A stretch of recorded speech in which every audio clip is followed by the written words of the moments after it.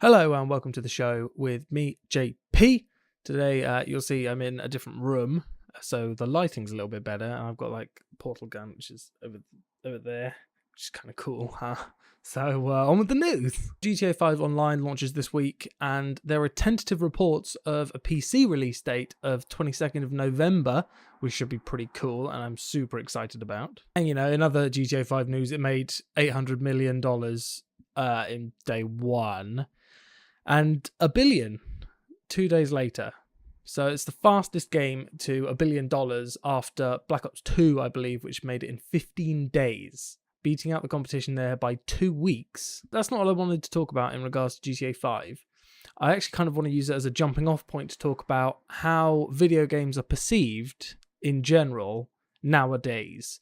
Considering that a video game just made $1 billion in 3 days, why are we still kind of subject to a little bit of disdain from people who aren't in this kind of video gaming clique? There's a pride in being a nerd and a video gamer that's become particularly prevalent in the past couple of years. You could even call it fashionable in some circumstances, like there are people who pretend to be more nerdy because it's a fashionable thing to be. It's probably a generational thing in some part, but when I talk to my grandparents and parents about how I like to spend my time playing video games and that I want to be involved in the video gaming industry, it is met with a certain amount of disdain, and that, you know, you should get a proper job and doing proper things, you know, like ripping off pensioners. It's a weird level of disdain that someone who spends their time watching movies and television doesn't get, and I get it when I spend roughly the same amount of time, say, playing video games. I think the generational gap is a significant part of the problem, but I do also get that,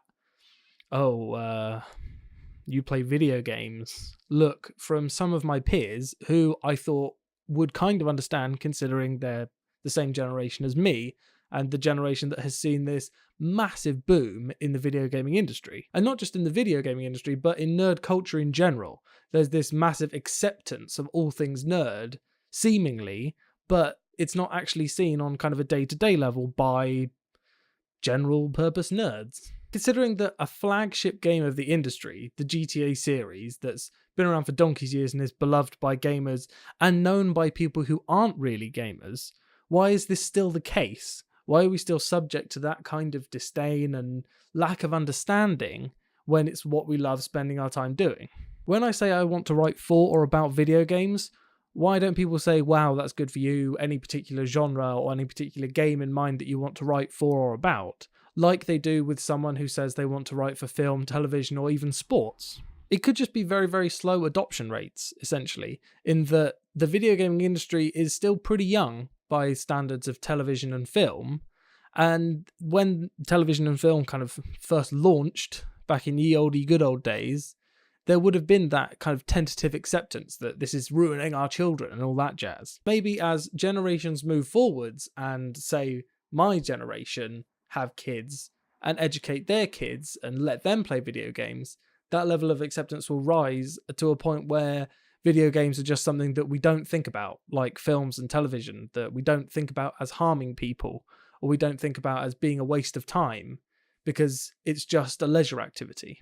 So I'd love to know what you think about that, what you think the problems are and why it's perceived like that, and if you know of any examples, like you've been treated weirdly because you choose to play video games. So from one titan in GTA onto another, the lovely Steam. Past week, Steam gave 3 announcements, and none of them were Half-Life 3, as I'm sure you were all hoping and thinking. Number 1 was Steam OS, a kind of Linux-esque open source-ish operating system that's made specifically for playing video games on. Number 2 was the Steam Box, which everyone's heard about for ages now, and there's not really much more you can say about it. And number 3 was the Steam Controller, which does look a little bit strange. It consists of 2 track pads that go essentially where analog sticks go on a 360 controller. A little touchscreen in the center that kind of reminds me of like the Wii U controller, except obviously it's a lot smaller. And various other face buttons and doodads and thingamajigs all over the place, totaling up to 16 buttons on the controller, which is a pretty good number. It looks interesting, and I'm glad that someone is trying to do something different with console gaming that isn't just integrating it with television and Netflix and other such things, trying to get all that cack onto what I want to be playing video games on, rather than stuff that I could just have on a laptop or on my computer. On the face of it so far, it's not something that I'd be particularly interested in, but as we know and have seen in past iterations of consoles and things, launch lineups have a massive, massive influence over early adoption rates.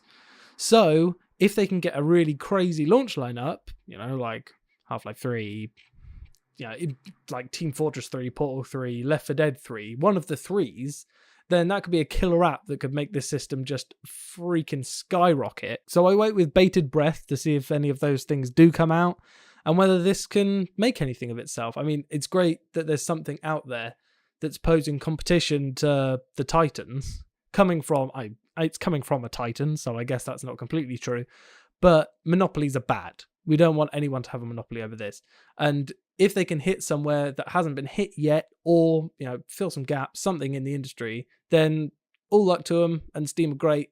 I hope they have more money, because technically they own most of the video games I have, and I'm just renting them, so I don't really want them to go under. So good luck, Steam. That's it for this episode. If you enjoyed what you heard, then like and subscribe. If you have any problems with anything I said, then just tell me in the comments, and I'm quite happy to argue it out with you until I need to go to bed or do some university work or something like that. So thanks for watching again, and goodbye. This day is grim, it's raining, what wonderful weather for